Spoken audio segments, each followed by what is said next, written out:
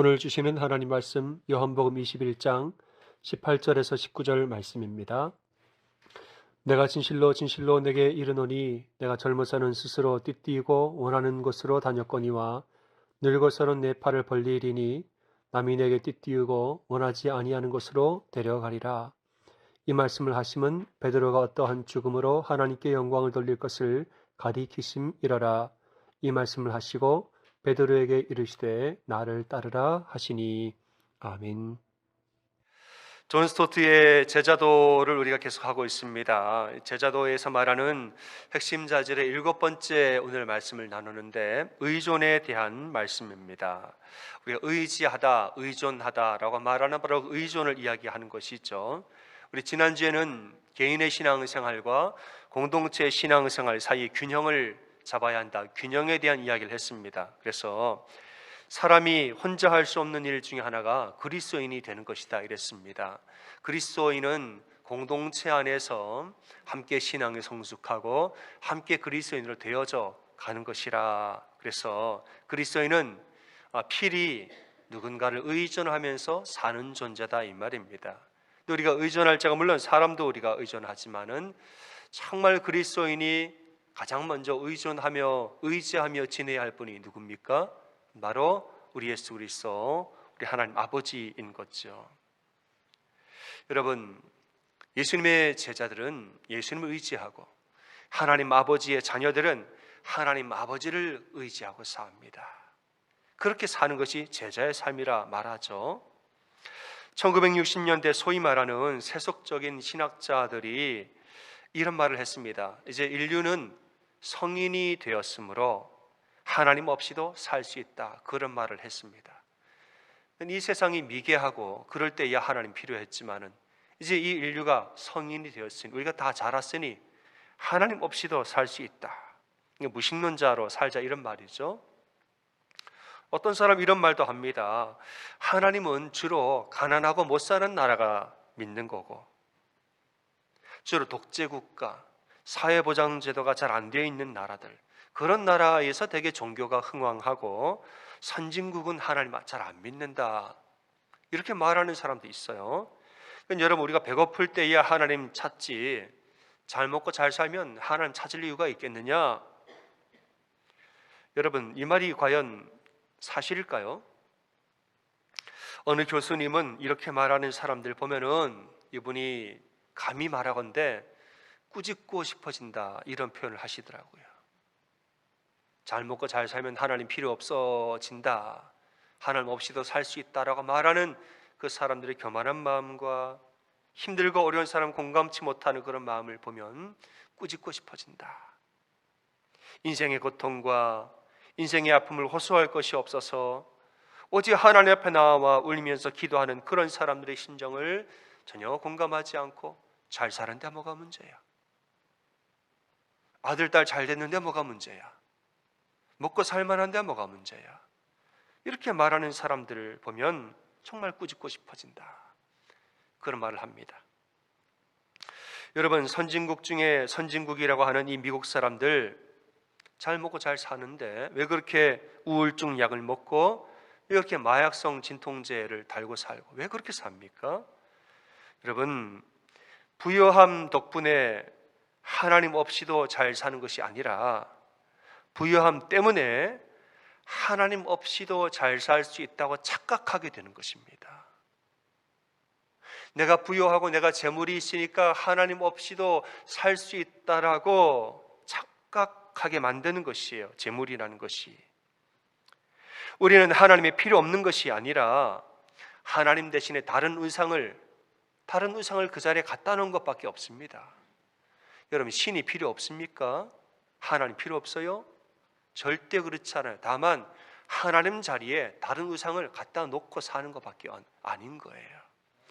하나님 자리에다가 그냥 여러분 엉뚱한 우상들, 오늘날로 말하자면 약물 중독, 그 우상을 따라가면 성중독, 물질 중독, 자본주의 중독, 인간의 교만의 중독, 이러한 중독에 빠지게 되는 것입니다. 그러한 인생에 성경이 말하는 샬롬의 평화가 있는가? 그 평화롭지 않은 인생인 것이죠. 로마 제국은 당대 최고의 선진국가였습니다. 당대 최고의 문명과 최고의 지식을 갖춘 나라가 로마였습니다. 자부심이 대단했습니다. 하지만은 그 내면을 들여다보면 로마라는 나라가 얼마나 부패하고 얼마나 타락했습니까? 성적으로 타락하고 콜로세움에서 서로를 죽고 죽이는 그런 죽이는 장면을 경기로 즐겼다는 것 아니에요? 근데 이런 세상에 예수 그리스도의 복음이 들어가니까, 그런 로마인들에게 예수 그리스도의 복음이 들어가니까 사람들 이 복음 안에서 참된 평화를 누렸다는 것이에요. 그러니까 로마 전역에 복음의 능력이 그냥 퍼져나가고 전도가 되어진 것입니다. 여러분, 하나님은 천지 만물을 지으신 창조주이십니다. 인간은 하나님의 창조 질서를 벗어나서는 행복할 수가 없는 것이에요. 인생의 행복이라는 것은 이 창조 질서 안에 거할 때 있는 것이고, 창조주 하나님을 우리가 의지할 때 우리에게 행복이 임한다는 사실을 믿고 사시기를 소원합니다. 예수를 믿는 우리도 마찬가지죠. 믿기 전에도 그러하지만은 예수를 믿은 후에도 다 마찬가지예요. 우리가 하나님을 나의 아버지로 우리가 믿을진데, 하나님 아버지를 여러분 평안하게 의지하면서 사는 우리가 되기를 소원합니다. 우리가 직장에서 일할 때는 정신을 바짝 차리고 일을 해요. 옷깃을 여미고 내가 오늘 실수하지 말아야지. 직장에서는 열심히 그냥 정신 차리고 일을 하죠. 근데 집에 들어오는 순간 긴장을 풀고 편안하게 집에서는 쉬는 것입니다. 우리가 하나님 앞에 나올 때는 하나님 우리 아버지시라, 하나님 아버지 앞에 나올 때는 무거운 짐을 다 내려놓고 편히 쉬어도 괜찮다는 거죠. 어떤 사람 그런 사람 있죠. 하나님 앞에 나아갈 때에 계급장을 다 달고서는 정복을 입고 옷깃을 여미고 거리를 두면서 하나님 앞에 생전남처럼 이야기를 해요. 하나님 나의 아버지인데도 아주 남처럼 거리 있게 그러셨사옵니까? 이렇게 이야기를 하면 하나님 보시기엔 얼마나 답답할까요?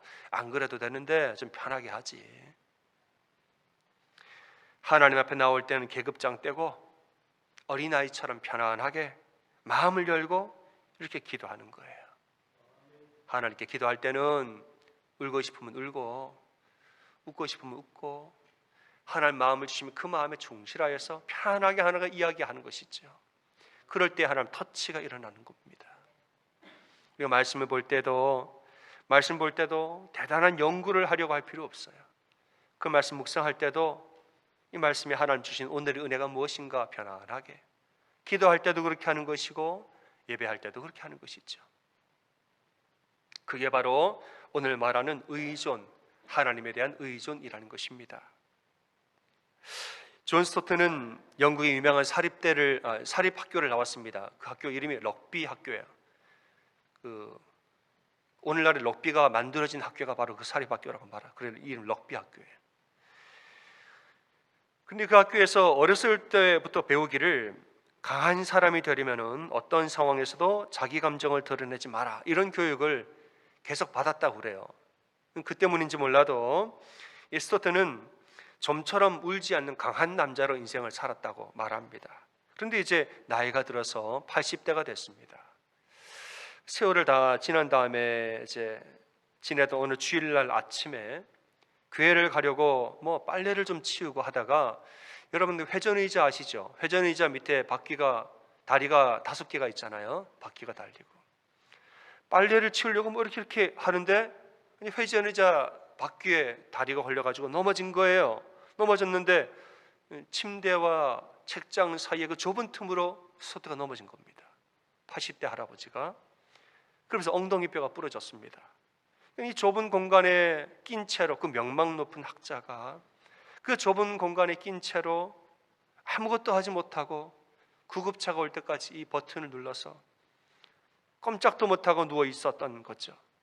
구급차가 와서 들것에 들려서 실려가고 병원에 가자마자 수술실로 가서 수술이 끝난 다음에 재활을 또 몇 개월 동안 하게 되고, 이 일을 겪으면서 그의 마음이 갑자기 흔들리기 시작했다, 이런 말을 합니다. 수술이 끝난 다음에 며칠 동안은 방향 감각을 잃어버리고 가끔은 환각을 보게 되고, 간호를 받고 있는 자신이 창피해지고 앞으로 내 인생이 두려워지고, 병문안을 온 친구와 이야기하다가 갑자기 나도 모르게 막 눈물이 막 터져버리고, 이런 일이 막 자기에게 일어나기 시작하는 거예요. 집에 돌아온 후에 그의 친구가 이제 방문을 했는데 아주 독특한 스토트의 행동을 보기 시작했다는 거죠. 이렇게 일기에 적었습니다. 저는 집에 돌아와서 늘 하던 대로 의자에서 휴식을 취했다. 그런데 갑자기 몸을 떨며 깊이 한숨을 쉬었다. 어디가 안 좋은가 보았더니 그의 눈에서 눈물이 줄줄 흘러내리고 있었다. 최근의 일들을 겪으면서 쌓였던 감정이 쏟아지고 있는 것이다. 이는 합리적으로는 설명하기 어려운 일이다. 특별히 이런 일을 수치스럽게 여기는 남자들에게는 더 그러한 일이다. 하지만 그 감정을 정직하게 직면한다면 좋은 위로가 될 것이다. 이런 순간들은 삶의 변화를 준비하도록 하나님이 주시는 은혜의 순간이다. 이렇게 적었습니다. 여러분, 우리의 몸과 마음이 아파서 힘들 때가 있습니다. 그러나 우리가 힘들어하고 어려워하는 슬픈 그 시간은 하나님의 은혜가 임하는 시간인 줄로 믿으시길 바랍니다. 하나님의 은혜가 나에게 임하는 시간이에요. 그럴 때는 여러분, 고집을 피우지 말고 그냥 하나님 품에 안겨서 우시면 되는 거예요. 울지 말아야지, 나는 그런 사람 아닌데, 그런 고집을 피울 필요가 없다는 거죠. 내가 힘들고 어려울 때 눈물이 나오죠. 그럼 우시면 됩니다. 하나님 품에 안겨서 울면 되는 것이에요. 켄 가이어가 이런 말을 했습니다. 모든 눈물의 발원지는 천국이라고 그랬습니다. 우리가 울 때 나오는 그 모든 눈물은 천국에서 온 눈물이라고, 하나님 주신 눈물이래요. 우리의 몸과 마음이 아플 때 하나님은 우리에게 눈물을 보내사 우리를 위로하시고 그 눈물로 우리를 치료하신다고 했습니다. 여러분, 하나님이 눈물을 주실 때는 흘려야 합니다. 눈물을 흘려야 눈물을 닦아주시는 손길을 경험하는 거예요. 예수님이 팔복 중에 하나가 뭐죠? 애통하는 자는 뭐가 있습니까? 복이 있나니 저희가 위로를 받을 것이며. 우리가 애통할 수 있는 게 복이래요. 애통할 수 있는 게 복이래요, 여러분. 우리가 울고 싶을 때 눈물이 팍 하고 터지는 것이 복이라는 거예요. 그래야 그가 하나님의 위로를 받을 것이요. 여러분, 슬플 때 눈물이 나는 것은 복인 줄로 믿으시길 바랍니다. 그럴 때가 있잖아요. 너무너무 슬픈데 눈물이 안 나와. 너무너무 울고 싶은데 눈물이 안 나올 때가 있습니다. 얼마나 답답합니까? 제 표현에 의하면 저는 울고 싶은데 울음이 안 나오죠. 저는 그 속이 고구마 10개 먹은 것처럼 답답한 심정이라 생각합니다. 그냥 누구 품에 안겨서 펑펑 한번 울고 싶은데 나를 좀 품어줄 사람이 없는 거예요. 내가 기댈 사람이 없어요. 남편은 이미 안개 없는 것 같아. 여러분, 박복한 심정이에요. 그러니 염려하지 않을 것은, 우리는 언제든지 하나님 아버지 품에 안겨 우리는 언제든지 애통하면서 울 수 있는 하나님 자녀라는 사실을 믿으시기 바랍니다. 슬플 때 나는 눈물은 하나님 주시는 선물입니다. 그냥 그대로 받으시고 우시면 돼요. 창세기 37장에는 야곱의 애통함이 나옵니다. 야곱은 여러 아들 중에서 요셉을 특별히 사랑했는데, 근데 그 형들이 요셉을 노예로 팔아버리고 집에 와서는 이제 요셉의 피 묻은 옷을, 사슴의 피를 발라다가 아버지 요셉이 죽었다고, 짐승의 공격당해 죽었다고 이렇게 말한 것이에요.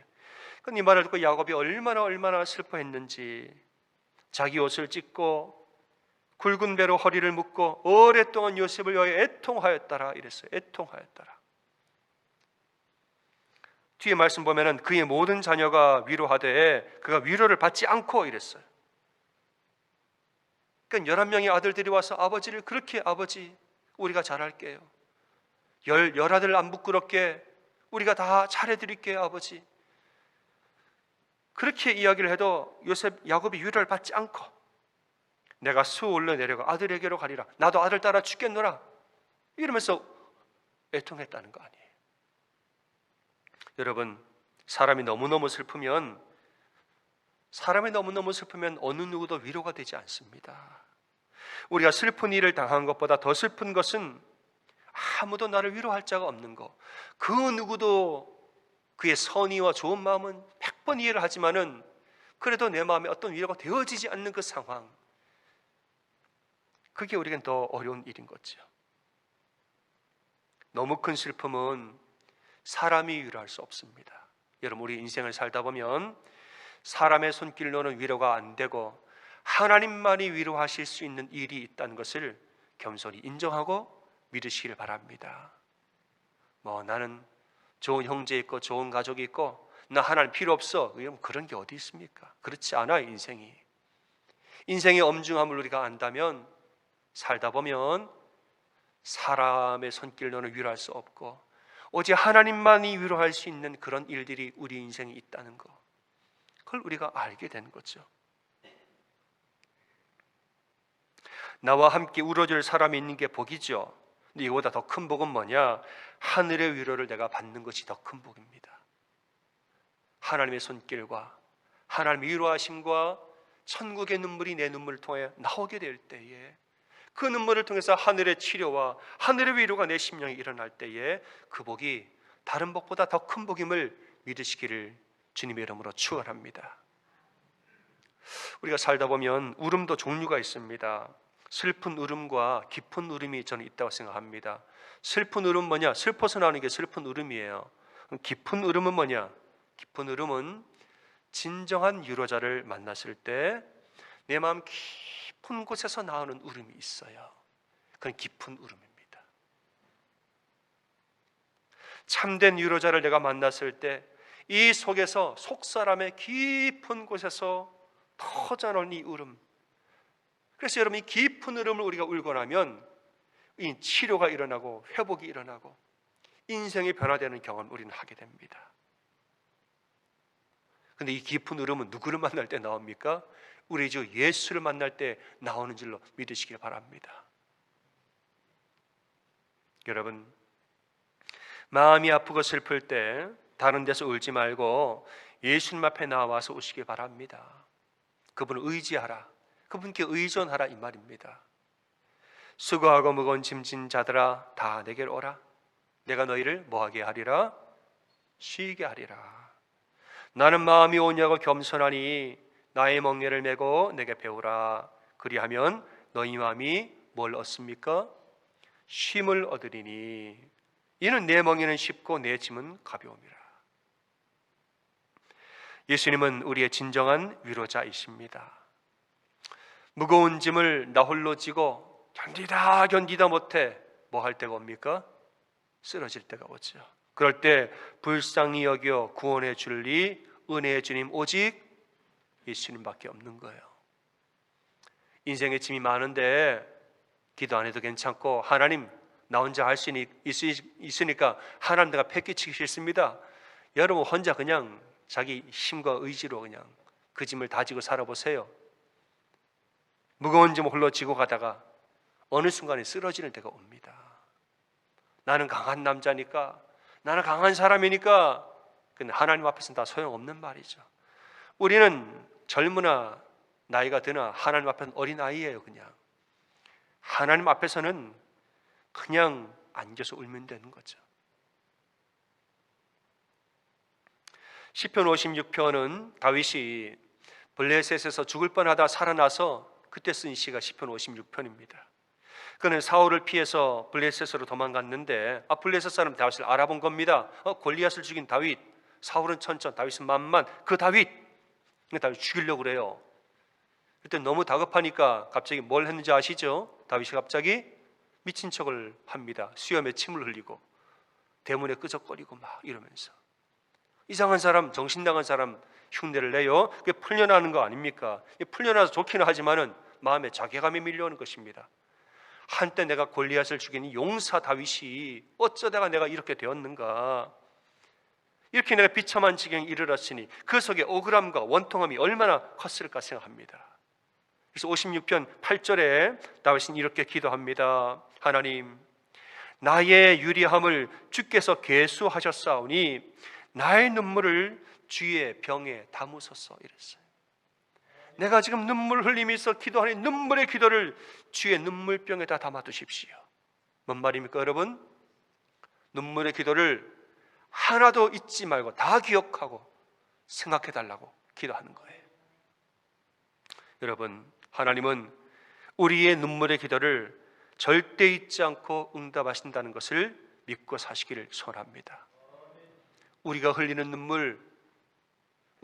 눈물은 땅바닥에 사라지는 것이 아니에요. 우리가 흘리는 눈물은 하나님의 눈물병에다 담겨진다는 거죠. 그걸 우리가 알고 살아야 되는 겁니다. 예수님이 겟세마네 동산에서 기도하실 때 마음 상태가 어땠습니까? 내가 심히 괴로워 죽을 정도라 이랬습니다. 너무너무 괴로워서 내가 기도하는데 날 왜 중보해다오 이러고 기도하셨어요. 기도하는데 땀방울이 핏방울이 될 정도로 기도하셨더라. 여러분, 주님이 너무 괴로워서 기도하는데 얼굴에서 어떤 방울이 떨어진 거예요. 땀방울, 너무 괴로워 기도하는 사람이 얼굴에 떨어지는 방울에는 눈물방울은 없었겠습니까?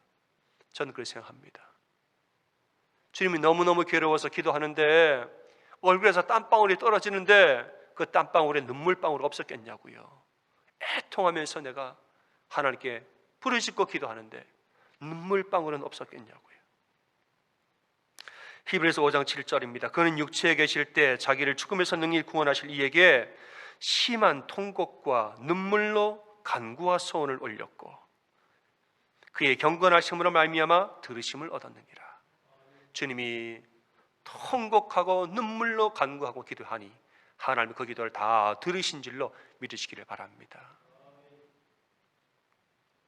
이 사랑을 믿고 이것을 믿고 하나님 아버지 앞에 나와서는 우리의 마음을 다 내어놓고 기도하는 거죠. 여러분, 하나님께 나올 때는 마음의 빗장을 닫아 걸지 마세요. 하나님 내 마음을 들키면 안 됩니다. 빗장을 딱 닫아 걸고 딱 그냥 예식을 갖춰서 할 만큼만 하고 집에 돌아가고 그럴 필요가 없다는 거예요. 마음의 빗장을 다 열어 제끼고 하나님 저 이랬습니다. 하나님 아시죠? 하나님 모르는 게 뭐예요? 하나님 다 아시죠? 다 알아요. 하나님 이미 다 아신다고요. 나 도와주세요. 이렇게 마음을 통하여 기도할 때에 하늘의 은혜가 임한다는 것입니다.